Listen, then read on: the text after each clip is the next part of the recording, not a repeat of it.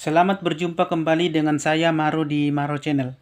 Apa kabar para subscriber dan penonton channel saya semuanya? Semoga sehat selalu, rezeki lancar, bahagia, dan dimudahkan segala urusannya. Amin.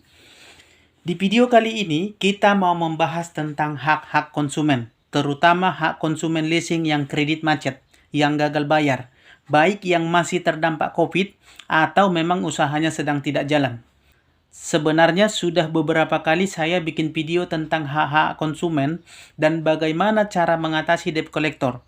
Tapi masih saja banyak yang bertanya. Jadi, kali ini kita akan merangkumnya, merangkum sari-sari patinya saja, inti-intinya saja yang harus kita tahu dan kita pahami. Tapi sebelumnya, sebelum kita lanjut, bagi saudara dan saudari, Bapak Ibu sekalian, dan teman-teman, mohon didukung channel ini supaya semakin berkembang dan memberi banyak manfaat, terutama bagi mereka yang membutuhkan informasi seputar dunia pembiayaan, leasing, bank, dan lembaga keuangan lainnya. Dan bagi Bapak Ibu yang butuh pinjaman dana Gadai BPKB mobil atau motor, jangan lupa untuk menyimpan nomor WA saya ini. Karena suatu saat Anda pasti butuh pinjaman dana Gadai BPKB. Jadi, silahkan disimpan nomor WA saya ini ya.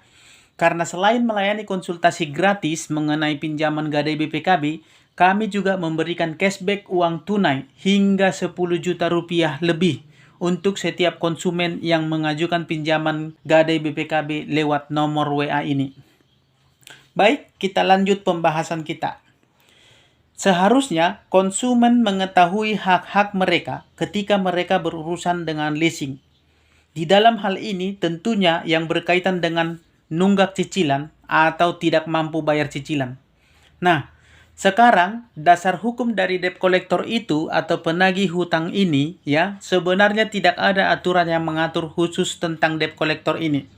Tentang penagih hutang ini ya teman-teman, tidak ada undang-undang yang mengaturnya. Tapi mengenai debt collector atau penagih utang masalah kartu kredit, ada diatur oleh peraturan BI. Nah, kalau kita mengacu kepada peraturan BI ini, ada persyaratan-persyaratan yang harus dipenuhi oleh seorang debt collector. Yang pertama, dia harus mempunyai identitas, ya, kartu identitas dari bank yang menyuruh dia itu. Kemudian mereka sudah menerima pelatihan tata cara bagaimana menagih yang benar. Yang ketiga, debt collector ini kalau menagih, dia harus dengan cara yang sama yang dilakukan oleh karyawan bank itu sendiri. Jadi tidak boleh asal-asalan. Yang keempat, debt collector ini tidak boleh menagih di luar dari alamat domisili si nasabah tersebut. Jadi dia harus menagih ke rumah, harus berkunjung ke rumah si nasabahnya yang nunggak tadi. Tidak boleh si nasabahnya dicegat di jalan. Tidak boleh dicegat di kantor misalnya. Itu tidak boleh dilakukan. Kemudian tidak boleh menelpon terus-menerus. Pagi, siang, sore, malam tidak boleh. Ada waktu-waktunya untuk menelpon, yaitu waktu jam kerja, waktu tugas. Ada waktunya dari jam 8 pagi sampai jam 8 malam. Hanya boleh pada jam itu. Di luar itu tidak boleh. Itu tidak boleh nasabah diteleponin terus-menerus oleh debt collectornya. Dan juga tidak boleh dia menakut-nakuti. Pakai kata-kata mengancam, nada-nada yang keras untuk menakut-nakuti atau mengancam nasabahnya. Itu tidak boleh. Itu tidak boleh. Jadi ada aturan-aturan yang harus ditaati oleh penagih hutang ini, ya kan? Kalau kita ikutin peraturan BI, itulah yang harus ditaati para debt collector ini. Jadi pada intinya, para nasabah jangan melayani debt collector jika dia tidak mengikuti aturan BI tadi. Bagaimana dengan debt collector untuk leasing atau tagihan-tagihan yang lainnya? Ya, harusnya sama, ya kan? Karena mereka juga tidak punya dasar hukum untuk menagih. Jadi semestinya para debt collector ini melakukannya sesuai dengan perintah BI itu. Kemudian, yang paling utama yang harus kita tahu, debt collector atau penagih utang tidak boleh mencegat di jalan. Kenapa? Ya karena, satu, peraturan BI melarang hal tersebut, ya tidak boleh. Yang kedua, undang-undang juga melarang. Yang boleh memberhentikan orang atau menanyakan identitasnya hanyalah anggota Polri. Saya ulangi sekali lagi, yang boleh menghentikan orang dan menanyakan identitasnya haruslah anggota Polri. Tidak ada pihak lain yang boleh melakukan itu. Contoh nih, LLJ atau Dishub saja pun tidak boleh memberhentikan orang sembarangan, kecuali didampingi oleh anggota Polri. Itu contoh. Apalagi debt collector yang tidak punya wewenang apa-apa tentang hal itu. Ya, tidak boleh. Seorang debt collector tidak boleh menghentikan orang sembarangan. Jadi, kalau ada debt collector menghentikan Anda di jalan, jangan mau berhenti. Apalagi sampai dicegat di tengah jalan, lalu membawanya ke suatu tempat, atau malah membawanya ke kantor polisi. Itu tidak boleh. Itu melanggar itu. Dan bisa dilaporkan sebagai tindakan kriminal. Ya, hal itu tidak boleh. Tidak punya wewenang mereka itu untuk menghentikan orang di jalan. Jadi bagaimana bang? Ya, mereka harus menagih ke rumah. Mereka harus datang ke rumah konsumen itu. Ya, mereka harus datang ke rumah si nasabah itu. Di sanalah dia ditagih. Kalau mau menarik kendaraannya, bagaimana bang? Iya sama saja. Kalau mau menarik ya kendaraan, mereka juga harus datang ke rumah. Bukan dengan cara dicegat di jalan. Itu kalau dicegat di jalan, itu namanya sudah termasuk ke dalam perampasan. Ya. Jadi harus datang ke rumah nasabahnya. Debt collector datang ke rumah, kalau enggak ada kendaraannya di rumah, suruh dihadirkan dan nasabah wajib menghadirkannya. Ya kalau nasabah tidak bisa menghadirkan kendaraannya, nah itu salah nasabahnya.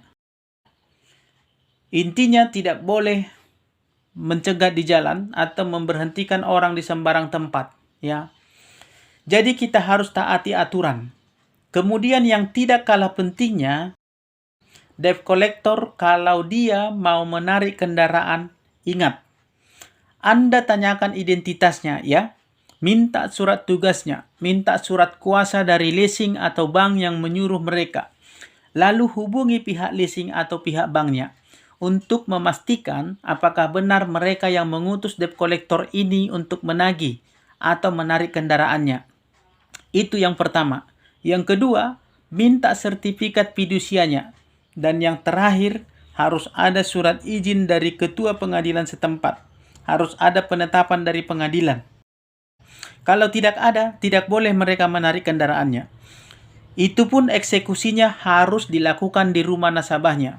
Saya sudah bilang tidak boleh di jalan. Kalau di jalan nggak bisa itu. Karena sudah bertentangan dengan peraturan BI itu tadi ya.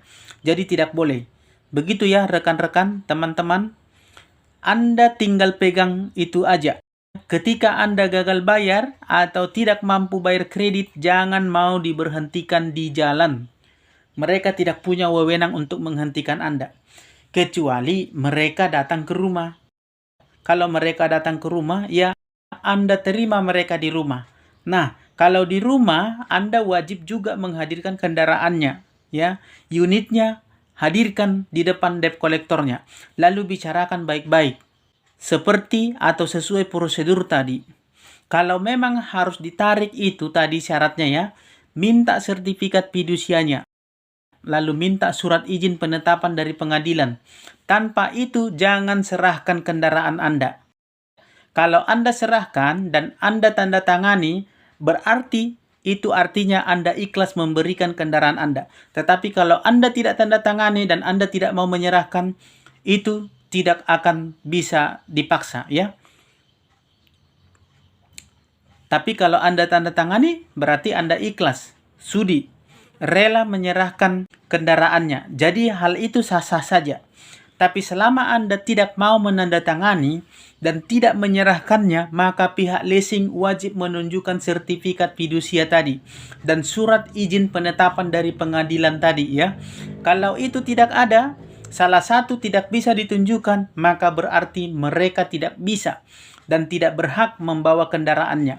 Kalau mereka memaksa dan membawa paksa kendaraannya, berarti mereka telah melakukan perampasan dan bisa dilaporkan sebagai tindak pidana kejahatan. Itu ya, itu dia teman-teman. Tapi Anda juga sebagai konsumen harus juga taat hukum, ya kan? Kalau ada petugas atau debt collector penagih hutang datang ke rumah Anda jangan lari. Tunggu di rumah. Unitnya hadirkan di situ. Supaya jangan sampai Anda dilaporkan penggelapan. Karena kalau Anda tidak bisa menghadirkan unitnya, bisa juga mereka melaporkan Anda menggelapkan barang, menggelapkan unit. Ya, unitnya ada, Anda di rumah. Nah, terimalah mereka, ajak komunikasi baik-baik. Kita semua harus taat hukum, ya. Nah, pihak debt collector tadi, ya, pihak debt collector pun, pihak leasing pun, kalau Anda mau menarik unitnya, benar-benar siapkan persyaratannya dulu. Ada sertifikat fidusianya, lalu ada izin penetapan dari pengadilan, baru Anda bisa menariknya. Dan lebih baik lagi, Anda didampingi oleh petugas Polri supaya tidak terjadi keributan. Artinya, polisi bukan menjadi backing di sini, ya. Mereka hanya melakukan pengamanan terhadap semua pihak, baik terhadap nasabah maupun terhadap petugas yang menagih atau menarik unitnya tadi. Itu sah-sah saja selama polisi tidak ikut campur. Dia hanya menjaga keamanan secara umum. Seperti itu, ya.